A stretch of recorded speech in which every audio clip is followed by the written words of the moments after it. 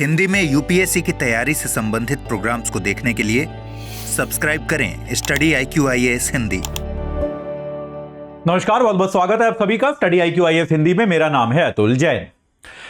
अगर आपने पिछले साल भारत में खबरें सुनी हैं, समाचार पत्र पढ़े हैं, न्यूज चैनल्स देखे हैं या मेरा कोई भी कार्यक्रम देखा है, तो आपने कम से कम समान नागरिक संहिता यानी कि यूनिफॉर्म सिविल कोड का नाम तो सुना ही होगा। समान नागरिक संहिता क्या कहती है कि भारत में देश के अंदर जो नागरिक कानून है, जो आपके भाई क्रिमिनल कानून तो भारत के अंदर एक जैसे हैं, जो आपके सिविल कानून हैं वो भी एक जैसे रहें, देश के अंदर उनमें धर्म इत्यादि के आधार पर कोई भेदभाव ना हो। ये जो है ये आपकी यूसीसी की जो डिबेट है कि भारत के अंदर समान नागरिक संहिता लगनी चाहिए या फिर नहीं लगनी चाहिए, ये एक पुरानी डिबेट है, काफी समय से इस पर चर्चा चलती आ रही है। और पिछले साल क्या हुआ था, फरवरी महीने में उत्तराखंड राज्य की विधानसभा ने उत्तराखंड राज्य में समान नागरिक संहिता लगाने का कानून पास कर दिया था।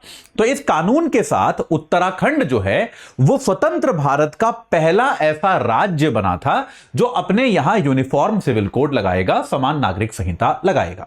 इसके पहले गोवा में पुर्तगालियों के समय से, आजादी के पहले से समान नागरिक संहिता थी। तो आजाद भारत में नए संविधान के हिसाब से समान नागरिक संहिता लगाने वाला उत्तराखंड भारत का पहला राज्य बन गया। लेकिन अभी क्या हुआ है भाई, जैसा आपको मैं पहले कई बार बता चुका हूं कि केवल संसद या विधानसभा के कानून पास कर देने भर से वो लागू नहीं हो जाता, उसके लिए नियम बनाने पड़ते हैं, व्यवस्थाएं बनानी पड़ती हैं। तो उत्तराखंड की सरकार ने आज क्या किया है, यूनिफॉर्म सिविल कोड यानी कि समान नागरिक संहिता को लागू करने का जो मैनुअल था, उस मैनुअल को स्वीकार कर लिया है। तो इसके साथ ही पूरे उत्तराखंड राज्य में समान नागरिक संहिता एक औपचारिक तरीके से लागू हो गई है। ये क्या मामला है, इसमें क्या किया गया है, क्या इंपॉर्टेंट 2-3 बातें थी इसकी, ये आपको बताऊंगा। लेकिन उसके पहले याद रखिए कि भाई अगर आप 2025 का प्रीलिम्स देने वाले हैं तो आज रात 12 बजे तक आपको हमारे SIP कोर्स पर फ्लैश सेल का लाभ मिलेगा। AJ लाइव कोड लगा के केवल 4,000 रुपए में 3,999 में आप ले सकते हैं, वरना कल से ये दोबारा 5,999 का हो जाएगा। ठीक है, तो अगर आप 2025 में प्रीलिम्स देने वाले हैं, आइडियल मौका है, इससे कम दाम नहीं होगा।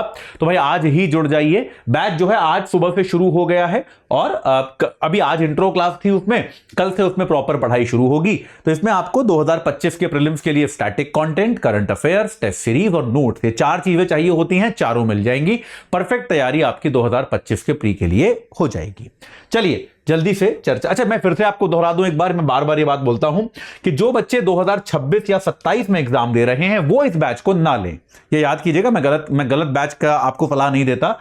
2026 और 27 वाले बच्चे जो हैं उनको ये बैच बहुत तीव्र लगेगा, तो वो इस बैच को ना लें। केवल 2025 वाले जो बच्चे हैं वही इस बैच से जुड़े। चलिए, तो हुआ क्या है, उत्तराखंड राज्य ने, है ना, उत्तराखंड राज्य ने क्या किया है, जैसा आपको पता है फरवरी 2024 में क्या हुआ था,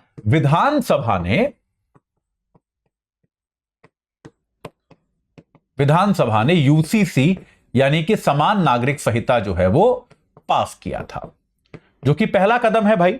ठीक है, ये बात तो क्लियर है। तो भाई पहला कदम जो है ये आपका भाई विधानसभा कानून को पास करेगी तभी लागू होगा। उसके बाद ये राष्ट्रपति द्रौपदी मुर्मू के पास असेंट के लिए गया था। तो मार्च 2024 में, क्योंकि ये एक नागरिक संहिता बड़ा मामला है, एक जिसको हम कहते हैं कॉन्करेंट लिस्ट का मामला है, मार्च 2024 में राष्ट्रपति द्रौपदी मुर्मू ने अपनी स्वीकृति इसको दे दी थी। राष्ट्रपति ने अपनी स्वीकृति दे दी थी, और राष्ट्रपति की स्वीकृति एक आखिरी स्वीकृति है भाई। राष्ट्रपति देश की सबसे बड़ी पदाधिकारी हैं, अगर उन्होंने स्वीकृति दे दी तब तो यह लागू हो ही जाएगा। लेकिन जैसा कि आपको पता है कि भारत में केवल संसद के कानून पास कर देने से कोई लागू नहीं हो जाता, उसके नियम बनाने पड़ते हैं कि भाई कानून जो है वो कैसे लागू होगा, कौन सा अधिकारी लगाएगा। अब जैसे मान लीजिए समान नागरिक संहिता के तहत आपको शादी का रजिस्ट्रेशन कराना है, या तलाक का रजिस्ट्रेशन कराना है, या फिर इसके तहत जो लिव इन रिलेशनशिप है उनका भी रजिस्ट्रेशन कराना है, तो कैसे किया जाएगा, उसका क्या फॉर्मूला होगा, उसका क्या फॉर्मेट होगा, कौन से अधिकारी करेंगे, मान लीजिए रजिस्ट्रेशन नहीं कराया गया तो क्या जुर्माना लगेगा, क्या दंड लगेगा, इसके मान लीजिए किसी अधिकारी ने यह रजिस्ट्रेशन करने से मना कर दिया तो उसके खिलाफ अपील कहां होगी। आप समझ रहे हो कि नहीं?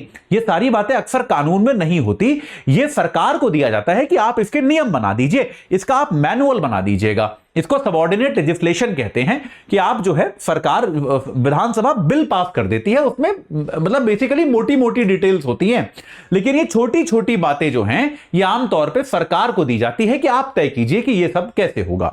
जैसा कि आप लोग जानते हैं कि कोई कानून पास हो जाने मात्र से वो लागू नहीं हो जाता, उसके लिए सरकार को किसी ना किसी प्रकार के नियम बनाने पड़ते हैं।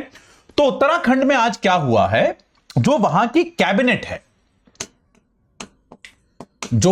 कैबिनेट है उसने क्या किया है, इस पूरा जो ये पूरी कानून जो थी, ये पूरा जो कानून पास किया गया था, इसका मैनुअल उन्होंने अप्रूव किया है। मैनुअल का मतलब क्या होता है? नियम। यानी कि जो भी चीजें इस कानून में लिखी हुई हैं ये जो पास तो हो गई, लेकिन ये वास्तविकता में लागू कैसे होंगी, उसके नियम कायदे, उसकी शर्तें जो है ये जो है सरकार ने आज यहां पे पास किया है। यानी कि टेक्निकली देखा जाए तो उत्तराखंड में जो समान नागरिक संहिता पास हुई थी वो लागू आज से की जाएगी, वो आज से लागू वहां पर मानी जाएगी। ठीक है, तो सरकार क्या करने वाली है, वहां पर एक वेबसाइट बनाई है सरकार ने, इसके नियमों की जानकारी देने के लिए एक ऐप बनाई है ताकि लोग जो है सरलता से इसकी जानकारी प्राप्त कर पाएं। इसके अलावा जो सरकारी अधिकारी हैं उनके लिए भी एक 21 जनवरी को यानी कि कल के दिन एक मॉक ड्रिल रखी है।